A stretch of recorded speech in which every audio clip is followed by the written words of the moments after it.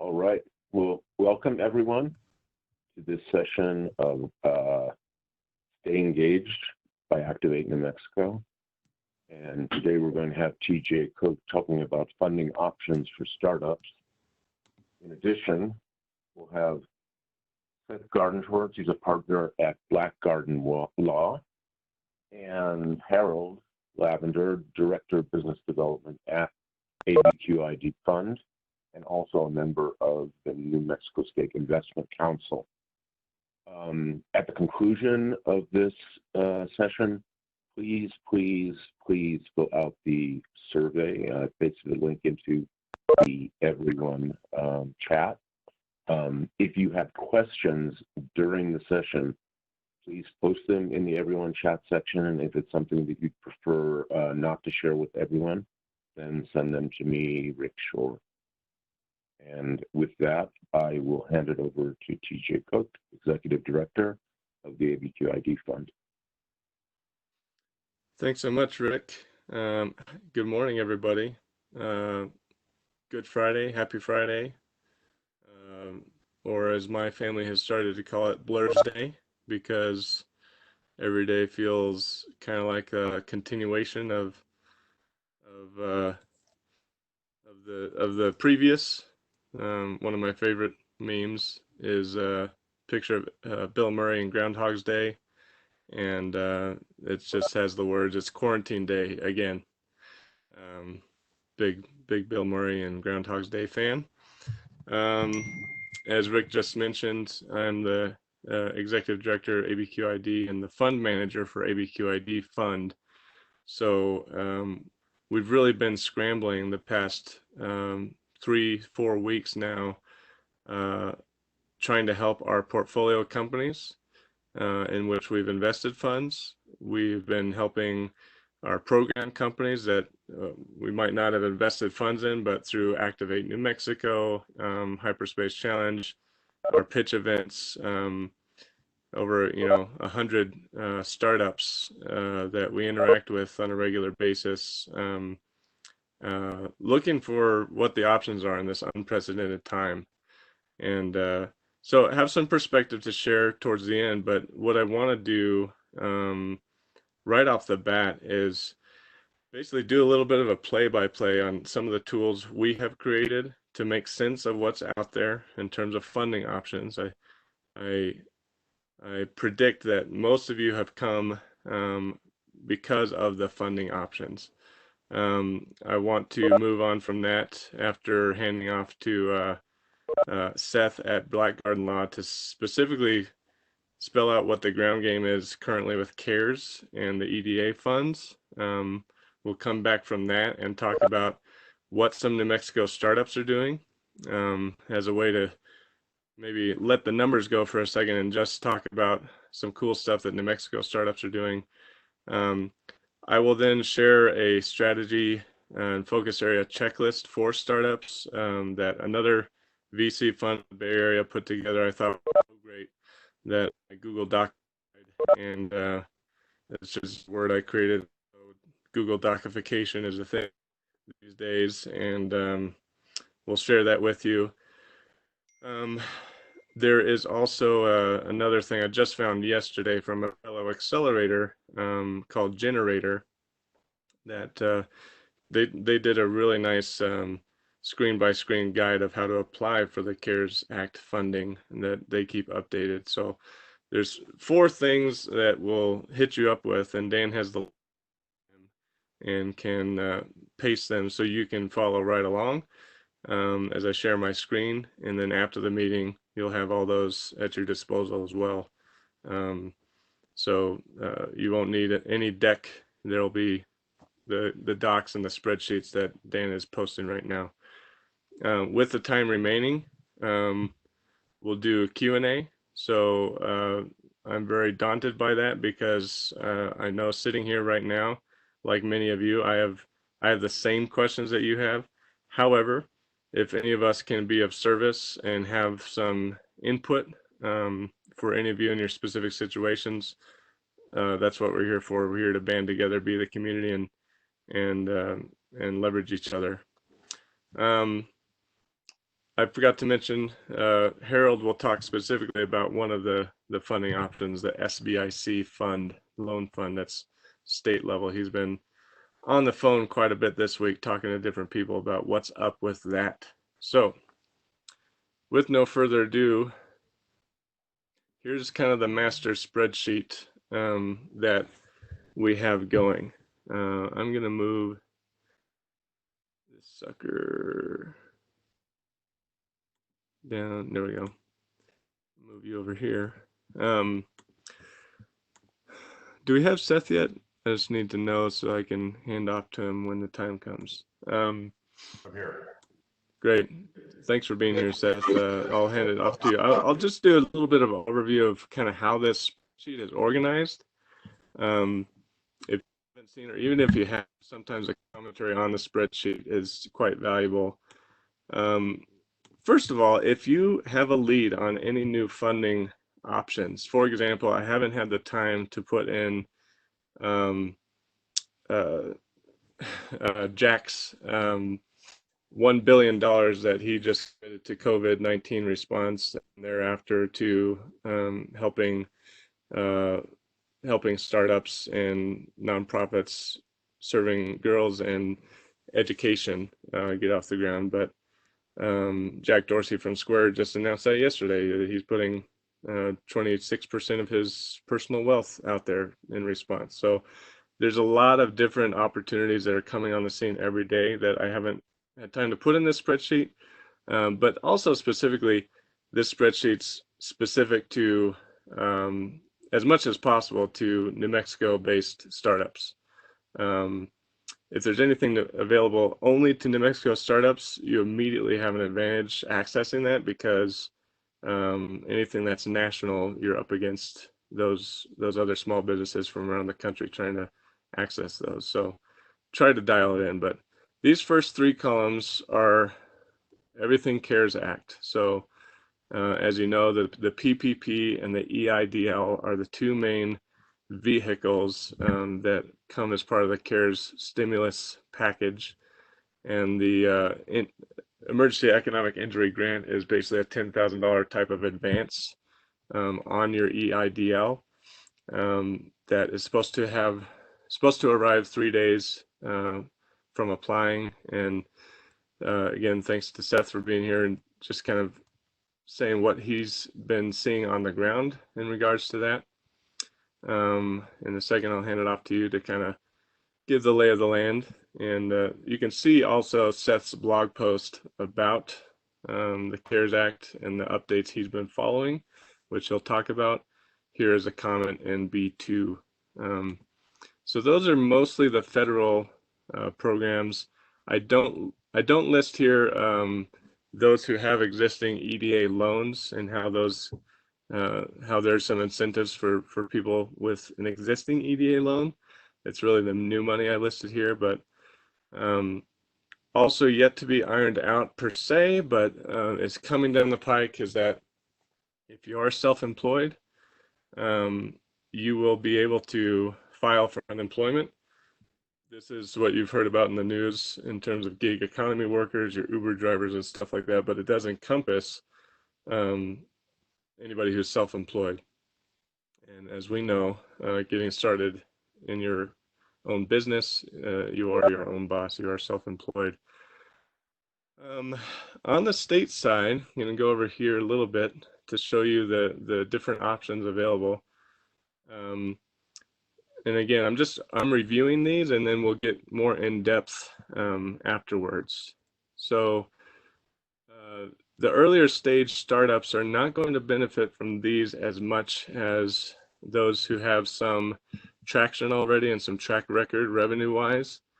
But the state does have a business loan guarantee program and a LEDA program that will cover land, building, infrastructure. And it's a really great program if you are in the market for that, but not if you're not, right? It's not going to help. Later, after we hear from Seth in depth on CARES, I will grab the mic back and then hand it immediately over to Harold to talk about the SBIC $25 million loan fund. Some important context there and some important advice and insights he'll have in terms of who's eligible for that and for whom it makes sense to go after that. I'll just touch on these briefly, but you can see how fast things are moving in the sense that there were 2 programs launched, I think between Monday and now, that are already closed because the overwhelming number of applications they've received. So one of those was City of Albuquerque pulling together 500,000 in grants up to 5K per applicant. Small biz startup, micro business is what they called it. First day they had 100, second day they had 900 applicants and they closed the applications for that. Yesterday, after a snafu the previous day with the website, Workforce Solutions was able to put together some funding to put $750 out there as a one-time payment for up to 2,000 qualified self-employed people. And once that went live sometime yesterday, I don't know exact time, it got pretty much snapped up, so they have exhausted that. And yes, those were smaller amounts, but everything counts, right? So I'm probably missing something, so back to A1. If I'm missing something on the spreadsheet that I should definitely list, or there's a correction you have for me, tj@abqid.com is who you can email, and my team or I will get to that. Okay, so that's a little bit of overview of this spreadsheet. And later in this call, we'll talk about some other things we'll put together. But this spreadsheet is your kind of brass tacks. What's there? What's available? How should I be thinking about it as a founder, as an owner of my company? So going back to the beginning, as you all know, the CARES Act is $2.2 trillion, 350 billion of which is earmarked for these things I've got highlighted. And to talk a little bit more about that and what it means for especially our early stage startups here, I want to bring Seth on the line and again say thanks to Seth. After I read your blog and your newsletter on this, I thought about inviting you, and you graciously accepted. So Seth Garden-Schwartz, illuminate us. What's happening with CARES and how should we be acting as startups towards it? Thanks, TJ. So this is a really confusing and sort of high stress and high volume time. And the 2.2 trillion that TJ alluded to was obviously put together very quickly, and they're literally threw it off the cliff and are building the parachute as they fall. So things are happening very, very quickly. There's 2 core programs that are part of the CARE Act. One is the EDIL, which is the Emergency Disaster Loan Program. And keep in mind that program existed before COVID. It's been funded. There's been funding added to it, and they've changed a little bit of the rules, but the program existed. It is a direct program. So you can apply to it directly from the SBA website, sba.gov, and it's really a pretty simple form to fill out. Keep in mind that because the form is simple to fill out doesn't mean that you're going to fill it out the right way. So be careful and spend some time on it. But the important thing to understand about the Emergency Disaster Assistance Loan is it's a loan.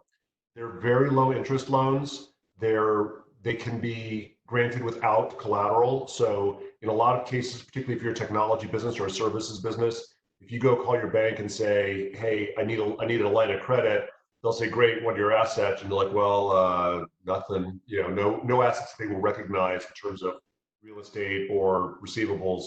And it's very hard to get a loan. In this case, they have made it very available for businesses like tech businesses, services businesses, et cetera. So there's an important piece to realize about the EDIL. Up to $10,000 can be an emergency grant, and that amount can be up to that amount can be forgiven. Meaning, they're going to initially loan it to you, but they will remove your requirement to pay it back. So that's great because it's, you know, effectively money that the government is giving small businesses to help keep them going. The second program is the Payroll Protection Act. There is no reason, well, it is perfectly acceptable and permissible to apply to both programs. What you do have to understand is you cannot use the two programs for the same things. So if you use the Emergency Disaster Relief Program to borrow money for payroll and you file for and you apply to the Payroll Protection Program, they will not let you double dip. So if you get 10,000 in a grant from the government that you're going to use for payroll and you apply to payroll protection, they will basically reduce the amount of your potential grant by that $10,000. So if you have rent, overhead, you know, if you're paying subscription to your AWS or whatever else you're using, you can use emergency disaster assistance for all of those things. The payroll protection program, at least 75% of it must go towards payroll. And that may be a good place to transition. The payroll protection plan or payroll protection program is not direct. You have to apply through a SBA authorized bank.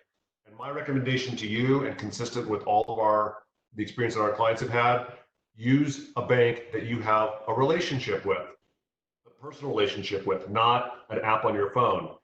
If you do not use a local bank, if you do not have a relationship with a local banker whose name and cell phone number you have, I'm just going to tell you, you're in for a little bit of discomfort here, because everybody you've ever heard of who has a commercial bank account is trying to apply for one of these loans, and you're going to have to really use those relationships to get this going. In our experience, I will say, as a practice point in general, local banks are important and local bankers are important. And that doesn't mean that the bank has to be just a New Mexico bank, but you best have a relationship with your banker, even if it's the Bank of the Northern Hemisphere.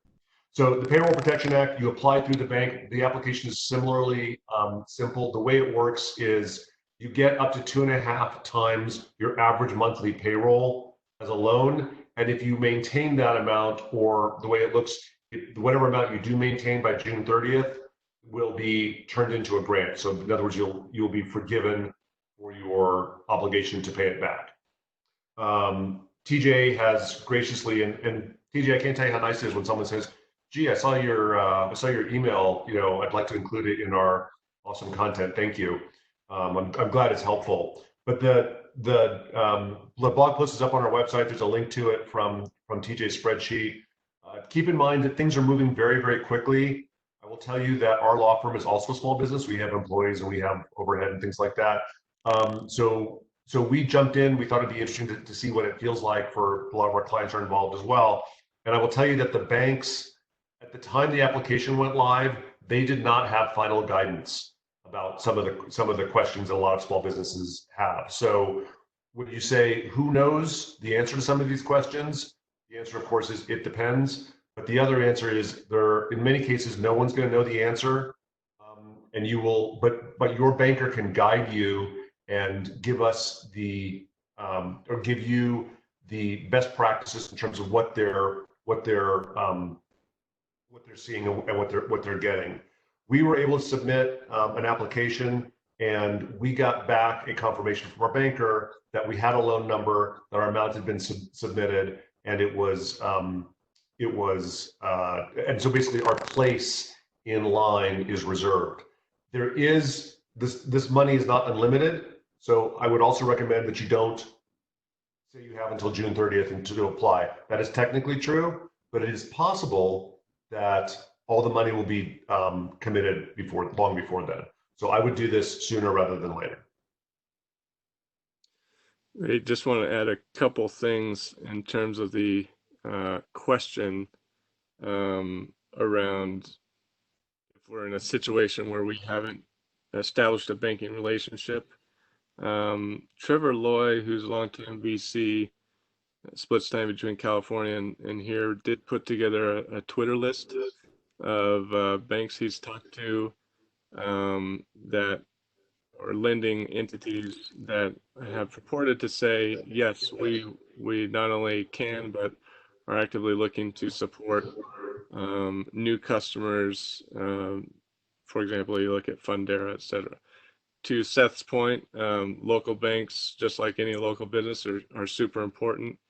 And Harold will talk a little bit about some of the micro lenders, et cetera, a little bit later on. But there are lists floating out there of, and I know this Twitter one is not even the best probably, but of folks and lending institutions who are saying, hey, if you don't have a bank, we want to be that institution for you. I think also to Seth's point is that given the demand and the sheer volume that really has never been experienced like this, at least in my recollection, Seth, I don't know, in previous response situations like this, but certainly even similar experiences, know the overnight nature and the way these have turned on and experienced such volume means that patience will be a virtue. But if you can be your entrepreneurial self and bulldog and get your spot in line, that's the most prudent advice I just heard from Seth. All right, I had some questions here. Yes. There's a question about MEGA, whether it's for commercial real estate investments. So LIDA is that pool of funding that is mostly for real estate, yes, but not necessarily just to purchase real estate. It can be to build out space for your company. RS21 got some LIDA funding on the kind of historic space downtown.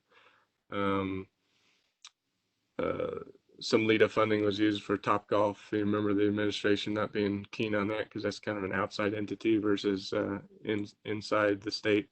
But that LIDA funding is typically real estate or infrastructure or building related type funding. So that's if you are trying to buy a building for your business or lease a building for your business, that kind of a thing. Yeah, TJ, can I make one other comment that my partner Candace reminded me? Absolutely. So when you fill out your applications for the CARES Act programs, there's a box you're going to check and a signature you're going to have to add that says that you have got the corporate approval to make these loans. So keep in mind, this is one of those things as a corporation where, assuming it's not just you, if you've got investors or other owners, you're basically requiring, you're maybe even, I guess you're not technically hypothecating, but you are creating a debt obligation on behalf of the company. And it's one of those things that you generally can't just do on your own. You have to get an approval depending upon what your operating agreement or corporate documents say. So if you're in the situation where you're not really a closely held entity, or you yourself are not the majority or controlling partner, manager, et cetera, make sure that you get those approvals. And on one hand, we're saying you got to do this, you got to do this, you should do this fast and so forth. But keep in mind that probably no one's going to object to this. But just understand how these things come into play in a bad way. If 5 years down the road, after all this is a unpleasant but more distant memory, something goes bad in your company and some shareholder is looking for a way to claim that you have done something wrong, some smart litigator is going to go back and figure out that you basically borrowed a bunch of money without corporate approval. So it's one of those irritating, nitpicky things that your lawyers should remind you of. That seems like just another check the box thing, but it is important. If you're borrowing money on behalf of your entity, that's the kind of obligation that you're usually required to get at some level, at least to get shareholder approval on. Yeah, and that does come up I have a note under eligibility requirements for both of these that there's quite a bit of scuttlebutt, if you will, around venture-backed companies vis-a-vis the qualification as less than or fewer than 500 employees.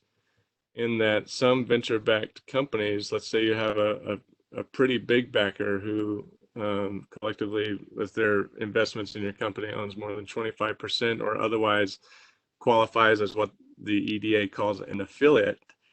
In that sense, if you are an affiliate of that, if that venture capital firm is an affiliate or affiliated with your company, even if your company is only 5 people, then all of the portfolio of that venture capital firm could be considered as part of the total employee number. So we were hoping, we being kind of the venture capital community, we're hoping that the EDA would clarify that so that it wouldn't be such a potentially hamstringing issue for venture capital backed companies, but that issue has not been clarified. We're not a big enough fund to have that issue at ABQID fund, i.e. being an affiliate, but one of our portfolio companies does have a major fund behind it that is an affiliate, so they're having to change their charter potentially. So there are some of these issues.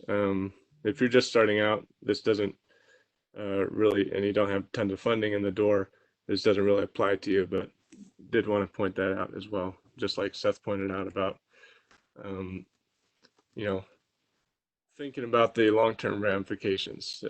Even if it's a forgivable loan, it's not a small thing to go get a loan. Seth, any more? Thank you so much, by the way, for jumping in. Like I said before, any more kind of things you are seeing on the ground right now in regards to tips, tricks, considerations that you're seeing some companies lack awareness on that they should really be aware of before we move on? So the other piece of content that we wrote up a week ago was about sort of some practical things that companies can do, not necessarily around funding, but around limiting their losses in times like this. And so one of them is if you've got a major contract, and leases come up a lot. So if you've got a lease obligation, look and see if you have a force majeure clause in there and see what it says. These are the things that people often treat as boilerplate. They don't really read, but not all force majeure clauses are the same, and they're not in every contract. And the second thing, which I think is really important, is whoever those people are that you are, obviously they're downstream of you. In other words, they rely on you being in business for them to get paid. They understand that you're in this issue, and they might not be cooperative, but they might be. And in many cases, I've talked to people who have commitments like leases, and landlords are deferring rent or working something out because they know there's not 3 or 4 months worth of rent and operating expenses sitting in the bank accounts. So it's generally, not always, but it's generally worthwhile to reach out beforehand rather than just not pay your rent. To call and say, and by the way, don't call and say I'm not going to pay my rent. Call and say, hey, can we talk about the rent? Generally, landlords or licensors or whoever appreciate that kind of communication and transparency. Yeah, fantastic note. And I've got a pretty darn cool doc that has what you just said to consider in terms of cash management, cost management. It's a really awesome checklist that was put together by Endurance Capital that I give a nod to, but it's a Google Doc. You can kind of just go to file and make a copy for your company and kind of rally the team if you haven't already found or started acting on some of these things. Maybe you have, but maybe some of them you haven't yet. There are some things in here that were a good reminder. Certainly some of them apply more so if you're later stage, and so you have pretty robust revenue forecasts and things like that. But think of it this way: as your early stage, these are the types of plans that you should always be looking to build out.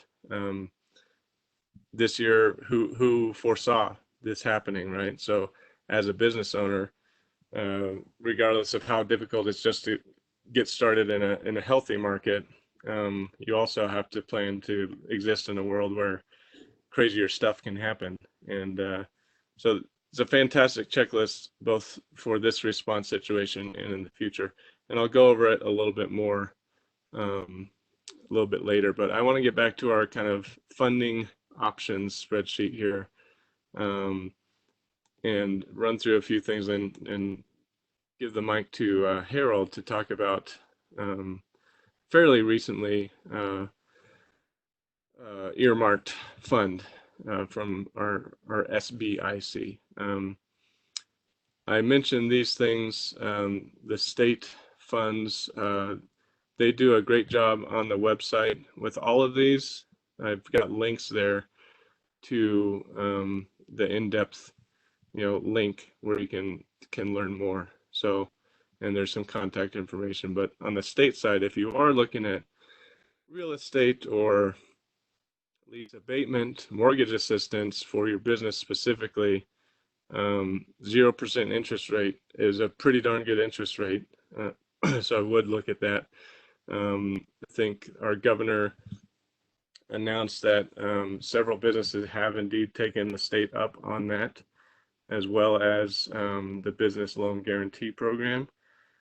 Basically, the business loan guarantee program, the state is basically saying that they've got some money that they are not going to grant, but as you go to your lender requesting a loan, the state will serve as the guarantor for that loan,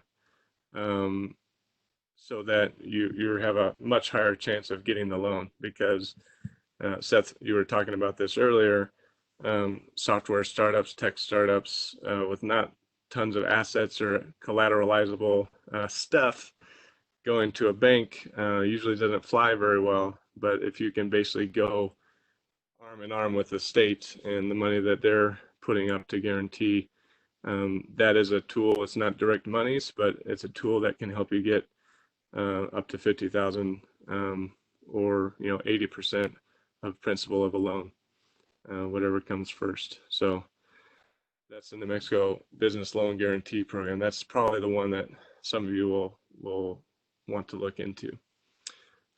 So this is an interesting one. I actually haven't found tons other than an original blog post talking about it. So it's very timely that Harold's on the call with us and can talk a little bit more about the state of New Mexico's SBIC $25 million loan fund that's specifically earmarked for COVID-19 response.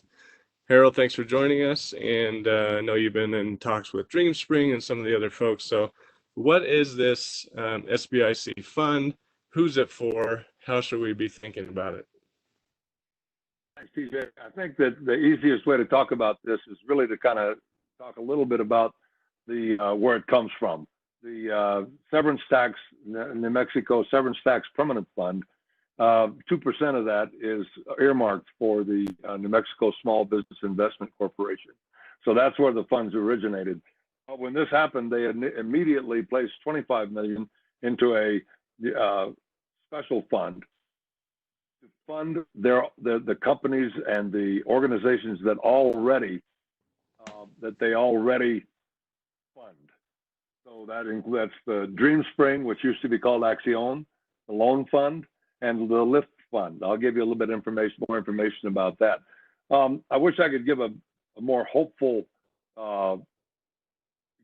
information, but the reality of the matter is, if you're already a client of the Loan Fund or DreamSpring or the Lift Fund, you're going to have priority in the process. And that's one of the things we're finding all through the system is that, and I think Seth did a great job of covering that, and the idea that excuse me, if you are a customer of a bank, if you're already a user of those funds, you're going to have a much better chance of getting funding without than just walking in the door.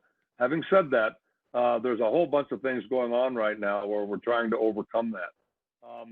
The Albuquerque Community Foundation, and Kelly Cooper in particular, has really taken a terrific step forward in trying to merge a lot of the efforts and figure out how can we help the young companies that don't necessarily have a banking relationship. How can we help those companies receive funding? So what I want to do right out of the box is to tell you that they're setting up a project called Project Preserve, PROJECT Preserve, and they're going to. It's not up yet, but it will be. So anyone who's interested in seeing the Albuquerque Community Foundation's efforts, if you could send an email right now to Kelly, Kelli, at abqcf.org. Again, Kelly at abqcf.org, and just simply indicate that you would like to be notified when the Project Preserve goes live. She'll make sure you're on that list. I think that to make it real simple, it's important to, again, covering what Seth had said, this is kind of a mini version of that, but these are loans. These are not grants or of any kind, nor they investments. And the problem is both the NMSBIC, just like the SIC, is they cannot give grants. They can only set up investments. And obviously a loan fund is a type of investment. So there's no forgiveness in this process. This is a loan that you'll have 2 to 4 years to pay back. I believe there's 1 year of, you don't have to pay anything back the first year, and then it steps in after that. But what I'd like to suggest is that the best thing you can do is to reach out and be prepared. I think, but my cue of this, I call it Project Persistence. You've got to be persistent if you're going to get some of this aid. You can't think it's going to be handed to you or that it's going to be easy. So what you want to do is you want to take a look at the Loan Fund's website, www.loanfund.org. And their phone number is 505-243-3196. You want to look at DreamSpring, which is dreamspring.org. That is 505-243-31. I'm sorry. That one is 800-508-7624. And finally, you want to go. If you're in southern New Mexico, there's the Lift Fund, LIFT, liftfund.com, and that is 888-215-2373. And I can tell you that you really got to be persistent, because a lot of these programs are still developing. A lot of the information hasn't been tied down. I was supposed to have a call with Ann Haynes this morning of DreamSpring, but she was in a board meeting from 7 o'clock this morning. It's still going on at the present time as they try to marshal how they're going to put all this together. So I wish I could give more hopeful information, but at the same time, if you are willing to work hard, and if you're willing to get in these lines, then there are funds there. And I believe DreamSpeak has $5 million. I'm not exactly sure how the rest of them are divided up, but get in line and do these applications.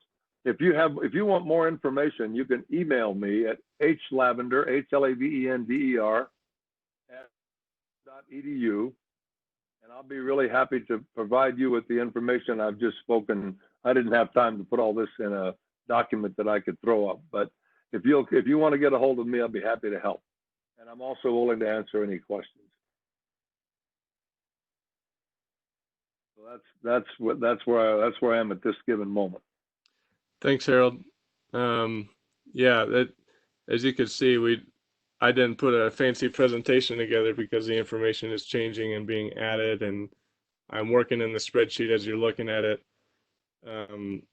I'm going to kind of use that as a segue to talk about the other side of funding strategy during COVID-19, and that there's two things. There's credits and debits, right? We've just spent 35 minutes talking about ways you could possibly get money into the organization. One thing you heard in those last 35 minutes is that it's not going smoothly, that you're going to have to bulldog and reserve your place in line, especially if you don't have a previous banking relationship. Unfortunately, that probably means you're going to be behind a lot of those that already have that relationship. You've seen that behavior with Bank of America and others who are prioritizing current customers. And if they aren't prioritizing current customers, they are prioritizing certain types of businesses because they are in business. So don't despair, though. There's other proactive actions you can take on the debit side, right? That's where I wanted to go to the checklist. Okay, and then so I'm changing it up a little bit. We're going to go into this checklist first, and then into the what some cool New Mexico startups are doing.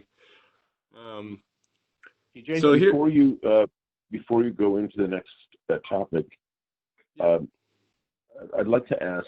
This is a little bit daunting.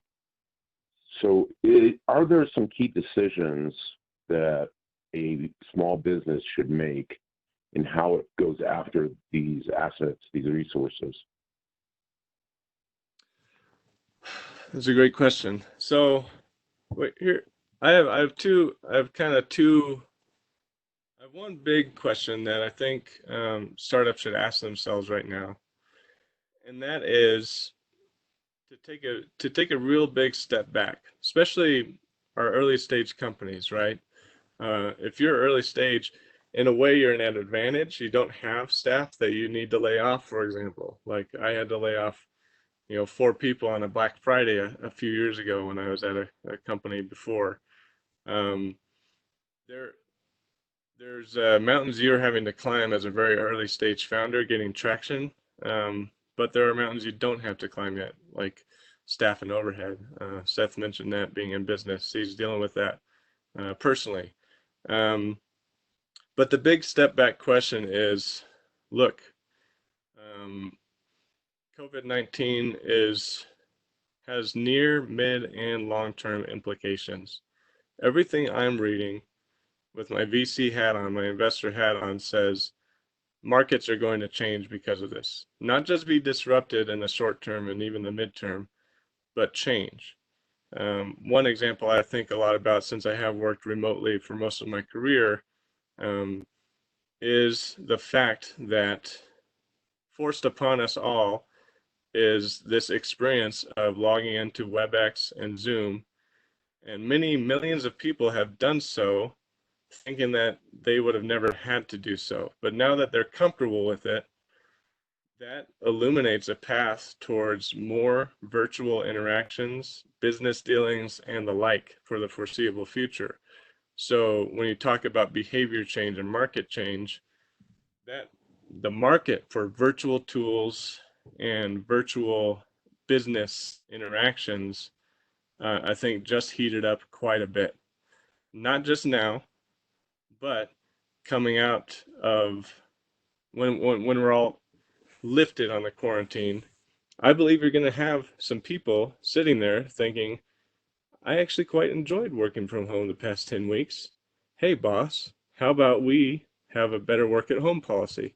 I think you're going to have a lot more work at home policies effectuated in medium-sized businesses. So what does that mean for your business, right? If you are a technology business, you're in a good spot right now. It is a pattern in recessions and depressions like this that they force businesses and individuals to think about automating away some of what used to be overhead. So robotics, anything automation driven, business process automation. Once we come back from quarantine and businesses do start to come back online, many of those owners, including yourselves, will come back online with an eye toward resilience, both out of necessity, but out of not wanting to experience the same type of pain they had to go through in laying off certain staff. They're going to want to be as small as possible for as long as possible. In the late 80s, we started seeing automation come back online when the markets crashed, and then 300,000 finance jobs never came back online because after those layoffs, financial institutions automated a lot of the process rather than hiring back the same exact workforce. So I believe we're going to have a renaissance or an acceleration of automation. So thinking really strategically around what that means for your business. If you are a very place-based business, don't get me wrong. I'm not saying that we're not going to want to go out to eat, and we're not going to want to go have fun, and everything that we like to do as humans and entertainment, etc. But as you can testify right now, those businesses do not have the same resilience as other types of businesses. So ask yourself, hey, it's been hard creating this business heretofore. Should I take my entrepreneurial energy and put it and pivot away from this business that I've been struggling to get going, and now COVID just hit me? Is this the sign, or is this the opportunity, not to try to save it, but to actually pivot towards something that's going to be more of an opportunity right now? That's a calculus I can't tell you one way or another, and it's up to each business owner. But my big advice I'm trying to get to, and sorry for being a little long-winded, is that don't neglect the question. Do ask that question, as hard as it may be. Tenacious entrepreneurs tend to want to make stuff work, and but if you're going to try to make something work that was already having a tough time working, and it's going to be even tougher now, maybe it's just a timing thing. You need to let it go and set your sights on a more time-based opportunity for the foreseeable future. Or grab a piece of the business that does make sense, that you can build something around, and pivot away from the piece that's not going to make sense during COVID and after COVID. Rick, did that even answer your question? To an extent. I mean, I think it's good. It's a good idea for people to back up and think about what's really coming next. I meant, are there some ways that you can suggest that people would navigate through these various options, depending on, the type of business that they have, whether or not they already have an existing relationship with the bank, their business plan for the next, several years, etc. Yeah. For many businesses, none of these loans is going to make tons of sense. For those just getting started, actually unemployment might be the best thing. But if you haven't been paying yourself, one of my entrepreneurs messaged me, it is a persistent problem if you don't have payroll. So that's what I think, Harold, you were alluding to with what Kelly Cooper's is going to be trying to put together with Project Preserve, is this gap for the truly startups who don't even have payroll. That's exactly right. Sorry, I didn't mean to interrupt. That's exactly right. That's what's going to happen, and that's why she's working so hard on it, is to try to provide those who don't have any options some options. And so I think that's really the key. Yeah, and I know that was the intent behind the city's 500,000, but my sense of all this, and back to your question, Rick, is that startups are being left out a little bit from this response situation, especially from the federal side. Not that I don't say it's inexcusable, but it's just a huge gap, that the affiliation rule and was not kind of clarified on behalf of venture-backed companies.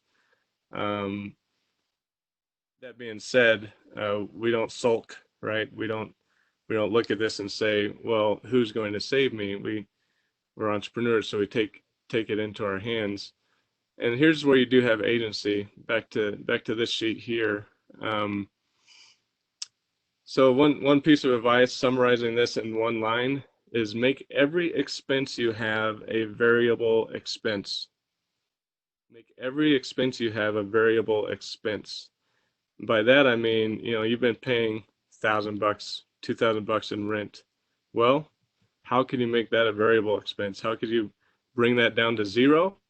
How could you bring that down to $500 a month? Basically, if you can lower your cost of living personally and as a business, you don't need as much funding coming in, right? This is especially if you are that type of business that knows you've got something awesome. You just need people to actually be able to exist in the world post-COVID, etc. Weathering the storm and hunkering down is a great discipline. And your ability to do so over the next several months and maybe longer will be something that sticks with you in the DNA of the company moving forward. That resiliency, back to that word. So here, just a quick rundown, right? Extend payables. So you got to have those discussions with vendors, landlords, etc. To Seth's point, and to a mortgage broker friend of mine, do not just stop paying, right? Even if you're hearing the news say, payments are deferred. The government says payments are deferred. Keep the relationship. Relationships are important. Let your lender, let your vendor, let your landlord know. And don't assume they're just too busy to take your call. Be a bulldog on this side of things, not just in getting money, but in trying to make your expenses variable, your bank, etc. So if you can get cash, drawing the full cash amount from lines of credit just to maximize your cash cushions, that is a strategic decision, tactical decision that you want your management team to be behind. But you can ask to extend the line of credit if you have one, etc. If you don't have one, it's going to be a tough time to get one, but you're probably looking at some of those loan options instead. But just to give yourself that cushion, you can do that. Asking lenders to defer principal payments, etc. Again, we've seen guidance from the federal government to do that on student loans. You could ask for the same from more standard lenders. Revisit seller notes, accelerate your receivables, because everybody's in this boat, and as they Endurance Capital makes this notes likely difficult because the people paying you, your customers, are probably in some kind of strait as well. But if you have clients or customers who do have the liquidity and they could see it as a kind of way to be an aid in this response situation, to pay you more upfront than they were previously planning, have that conversation.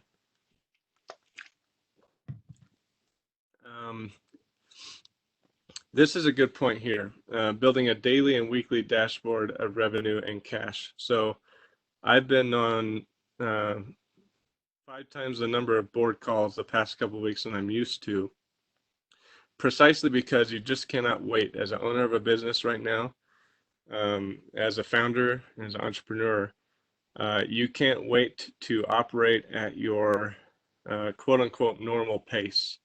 If you were operating at a weekly pace, now it's a daily pace. If you were operating at a daily pace, now it's an hourly pace. This is a war room type situation.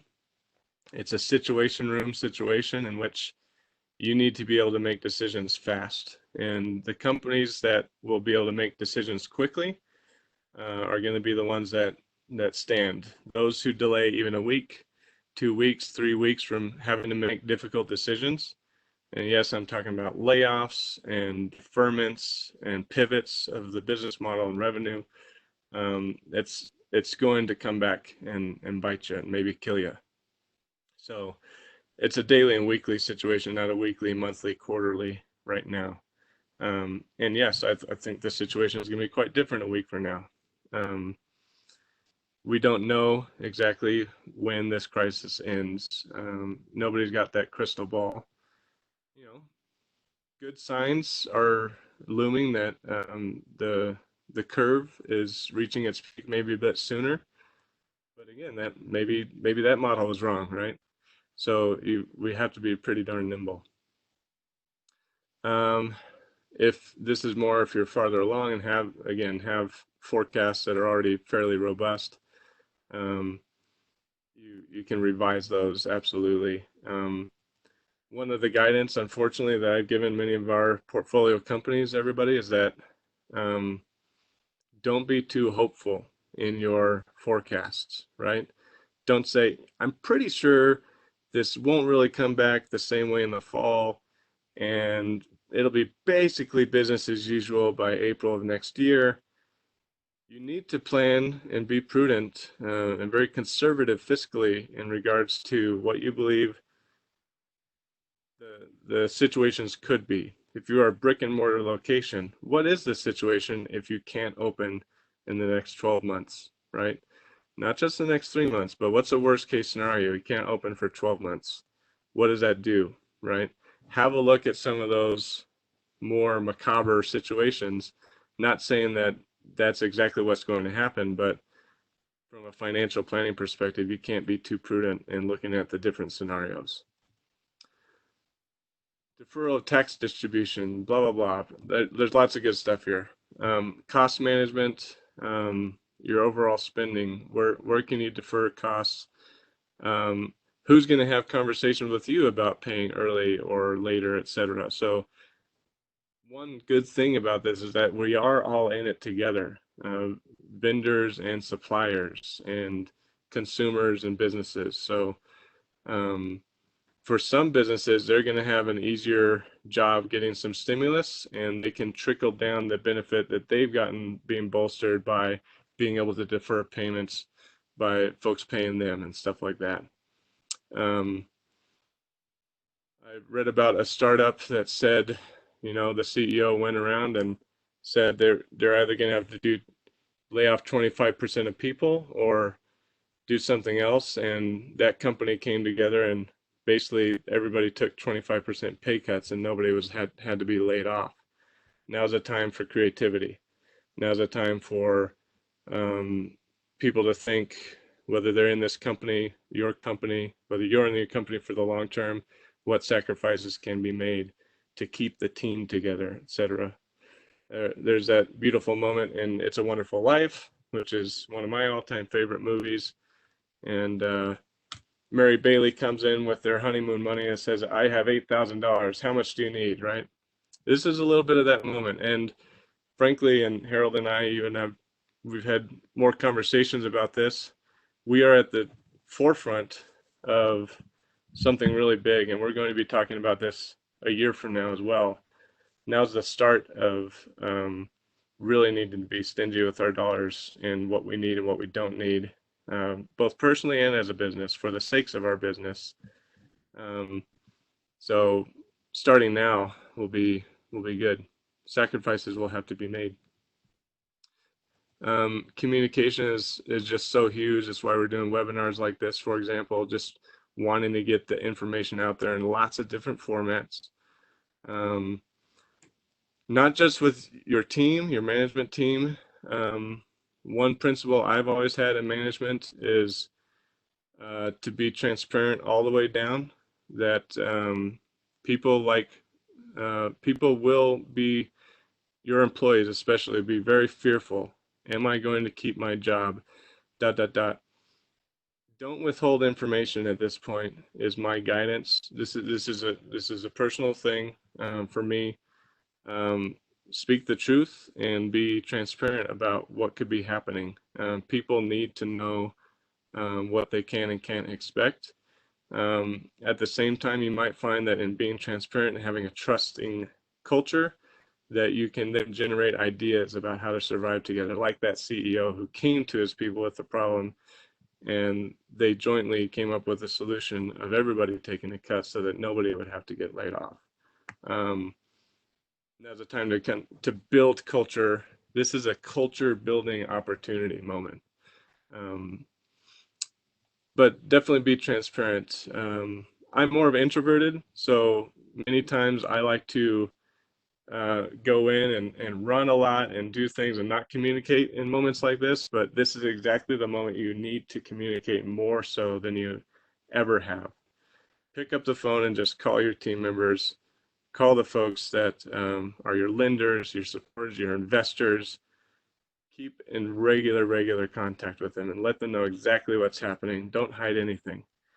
And on that note, this is a perfect time. I heard this from another mentor the other week. This is a perfect time if you've had some of that bad news that you've just been withholding from your supporters, your board, whatever. Hey, COVID happened. It's all fair game now. Let it out.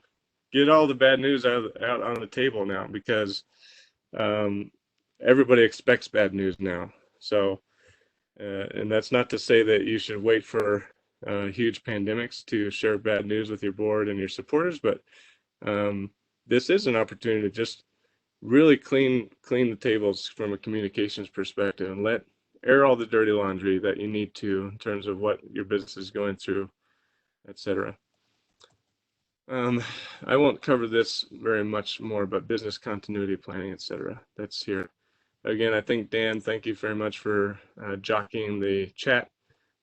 This document is out for your benefit.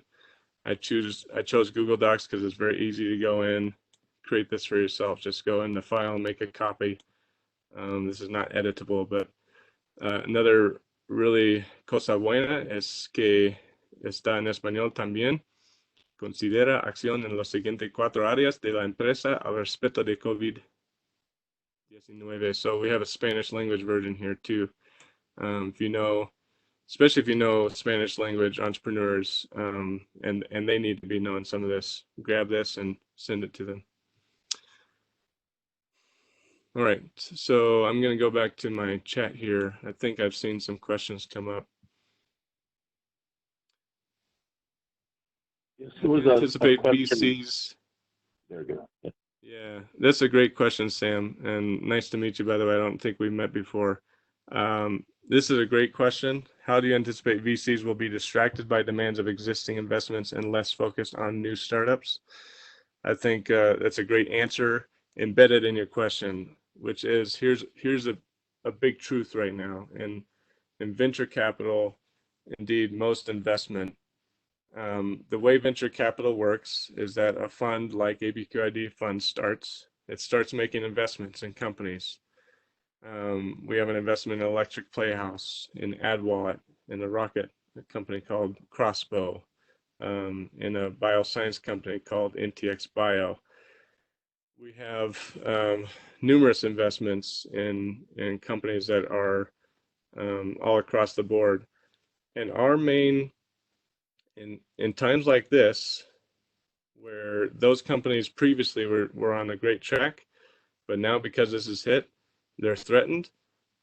Because we've already made an investment in that company and stand to lose should that company, that portfolio investment be under fire and need some bolstering, some funding, some of our capital is going to look that direction, right? Look a little bit more inward to the current portfolio to support it rather than look towards new investments. This is not true of all venture capital funds. Many of them in their reserve policies account for things like this, but we're seeing anywhere from 20 to 40% retraction based on a survey I looked at the other day. I think I posted it on LinkedIn, on my LinkedIn.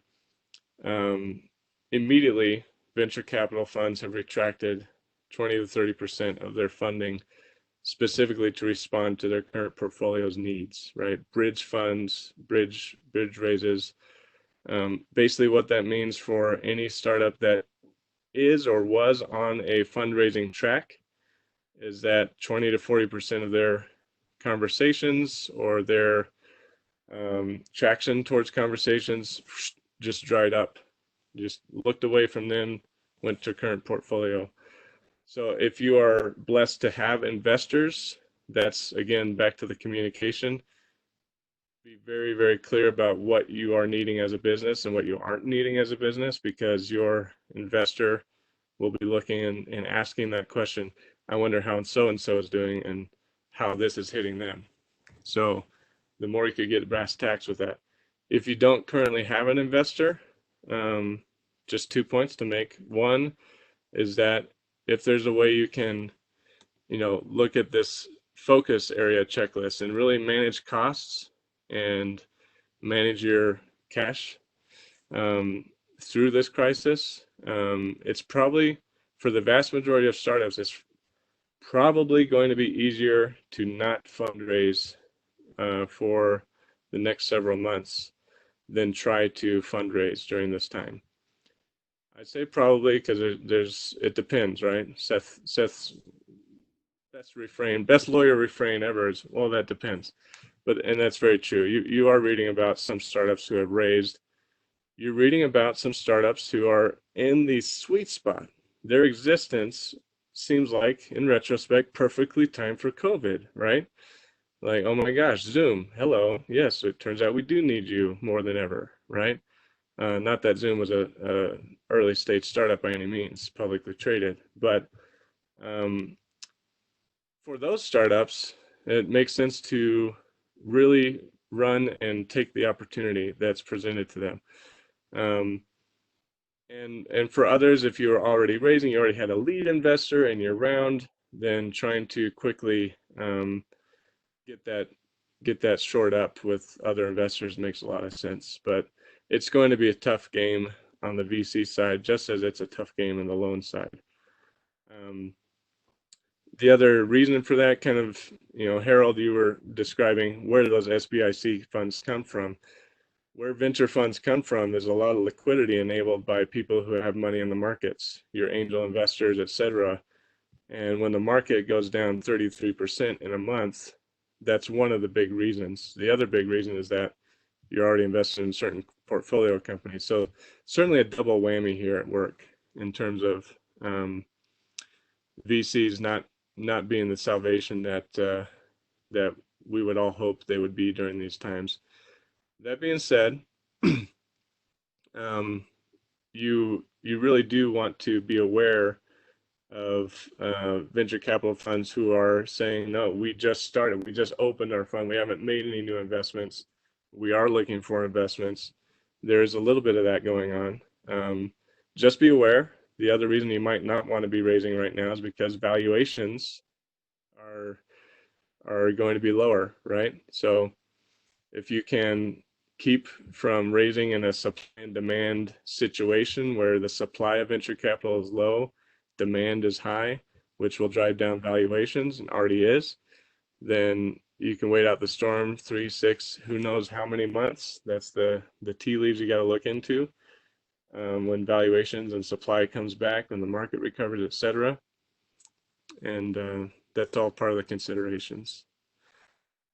Let me see. TJ, Yeah. We Yes, have sir. about 20 minutes left. So I just thought maybe we would open it up to questions here. People are welcome to post them in the everyone chat, send them directly to me, or raise your hand and if you'd like to speak.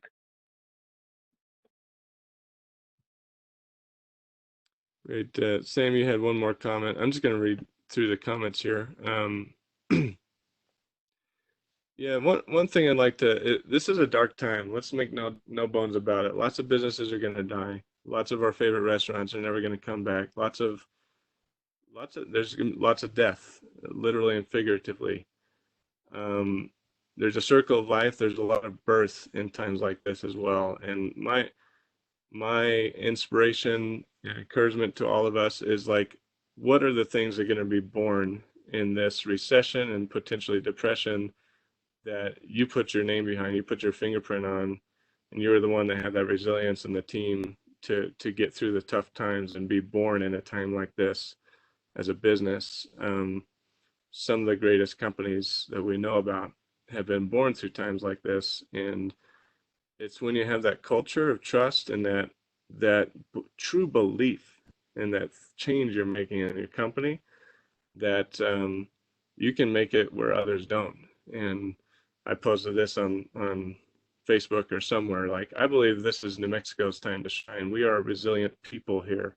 We are used to operating on little cash, and there's going to be a glut, a cleaning out of those entrepreneurs and others who really didn't mean it or really didn't believe in what they were trying to do, that will pave the way for us who do.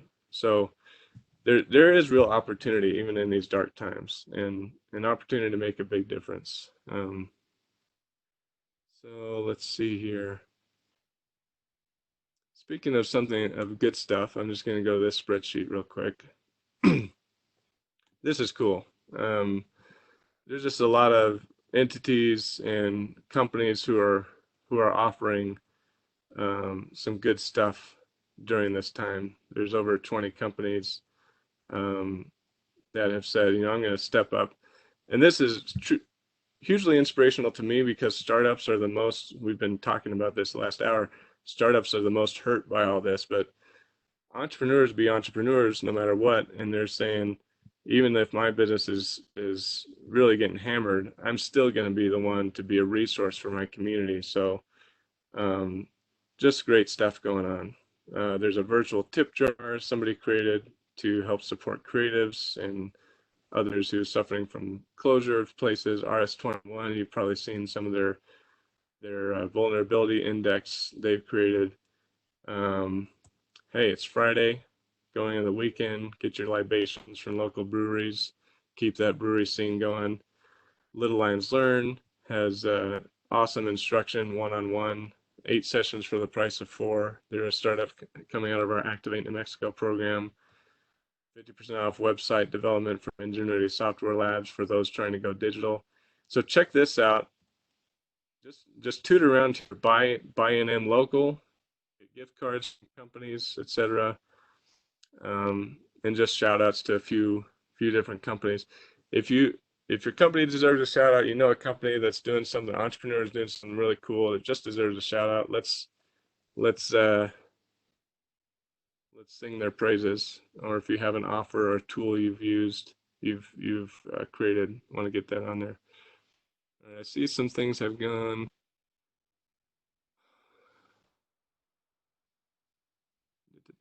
Thanks, Dan.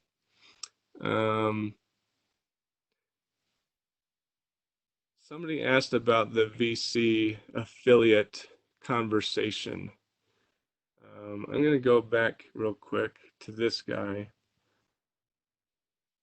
Somebody just missed this, I think, is what they were saying. So, again, doesn't really apply if you have no outside investor with a significant stake in the company, etc. But if you have a VC fund that's invested in your startup, you need to understand if they are an affiliate of your company, or if you are affiliated with that venture firm to the extent that you are seen by the EDA as a certain number of staff, but not the total staff of otherwise what was this kind of a spidery organization, i.e. the fund and its investments. So you could have a VC fund that has a 20 to 30% stake in numerous companies, and one of those companies has 400 people and the other 3 have 30 people. Well, that's over 500 combined. So that's an issue for being able to be eligible for the PPP and the EIDL. That oversimplifies it a little bit, but that is the gotchas. And if you're interested in that, I have a white paper about that. You can email tj@abqid.com if you want a few of the resources I have on that. And I know that's hopefully changing, but currently it's still a problem for many companies.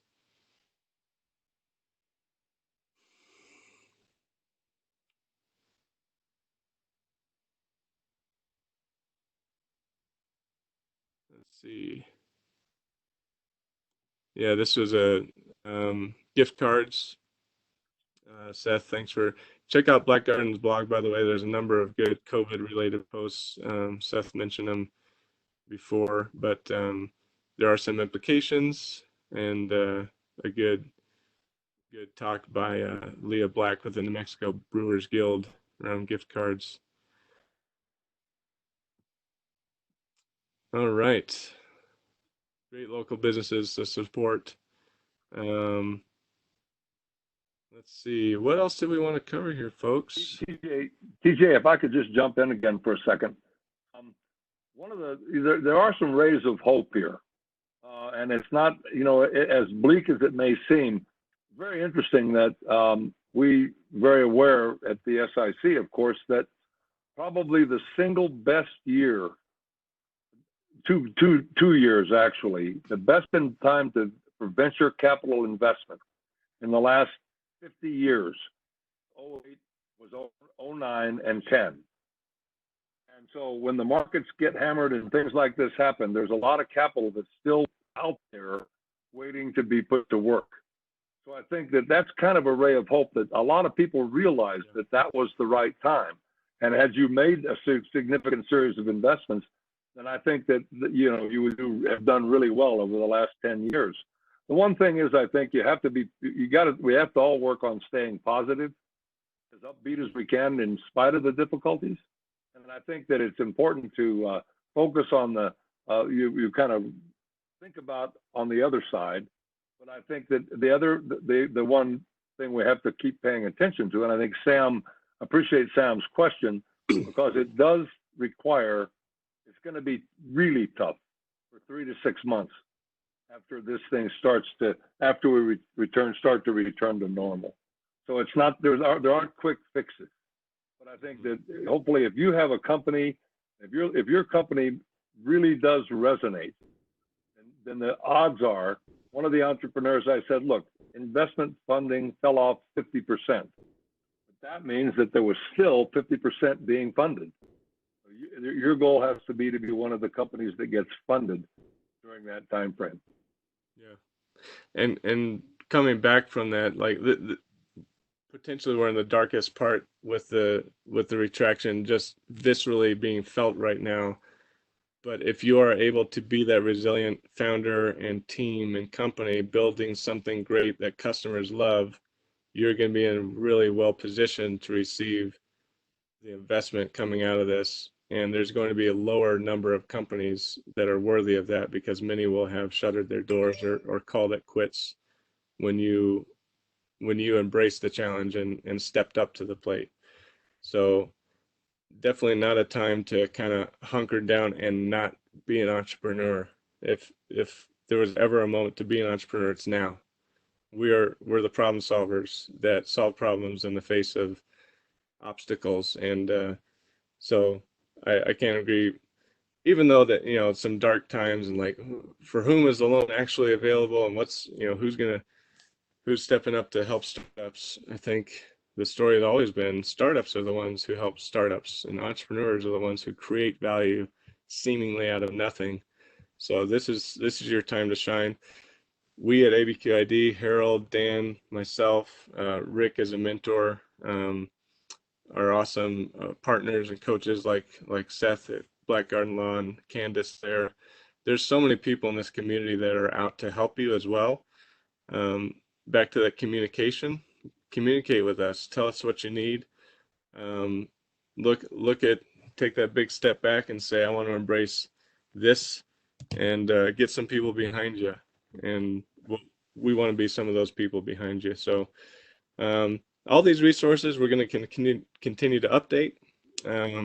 We'll be here actually starting an Activate New Mexico cohort in the next couple of weeks, and are meeting with those companies today and tomorrow to make the final selections. And it's a fantastic group of companies and founders that are stepping up. So stay in touch with ABQID, what's going on here. And this, Dan, I want to hand it off to you because you got some more announcements about upcoming sessions and stuff like that. Yeah, just before that, TJ, I wanted to ask one last question. Going back a little bit to your advice that startups who are, struggling should ask a really hard question about whether they should exist as they are, pivot. But is this an opportunity also for companies who are struggling to form partnerships or consolidate? Potentially. Yeah, if you got, especially if you were that founder that was chasing everything, but you're really strongest at sales, and you can identify a partner who's great at the product, but not good at sales, banding together and combining your clients, your customers into one is also a resiliency tool. I will say that it's got to be right. To take two unproven, unvalidated startups and try to put them together can be like multiplying by a half. You actually get a fourth. But if you have something great going on, a great side to your business that just needs to be anchored by and balanced by somebody else's strength. If you have two strengths coming together, that can be a great mix. If you got two weaknesses coming together, that's probably polishing breath on the Titanic. Okay, well, I think if there aren't any more questions, then we'll start to wrap up here. I want to thank everybody for coming. Please complete the survey. We posted a link in the chat, and you'll be getting an email follow-up from Dan about this. Thank you, TJ, Harold, and Seth. And I just wanted to announce that the fifth session in this series will be next Friday. We're going to have Jennifer Grau of Grau Communications Associates. She's an internationally known expert on active listening, which, if it's the first time you've heard that term, might sound a little weird to you, but I highly recommend, especially in this time of crisis when communications is so important, that you try to attend this. And the title of the session will be Startups. Are you really listening to your customers, team, partners, and investors? And as part of this session, you also be asked to do an assessment, and you'll get some results about your listening styles. And Jenny's a great presenter, so please come for that. And Dan, back to you for any announcements. Thank you so much, Rick. Thank you so much, TJ. Virtual snaps for everyone. Appreciate that. And again, we will send out all that information. And just one little note about the next Stay Engaged talk next Friday. The speaker did ask to keep it to a smaller amount of people. So if you're really, really interested, make sure you get in there and RSVP. That link will be sent out via email as well. Otherwise, we will limit it just because she wants to make it a little bit more of an intimate than a giant webinar. So if you are interested in that, please do. And if you're not really interested in that, I encourage you not to RSVP, just so that way we make space for those that are super interested. But again, it's going to be absolutely wonderful. And thank you. Stay home, stay safe, and stay engaged. Have a great weekend, everyone. Talk to you soon. You guys. Everybody.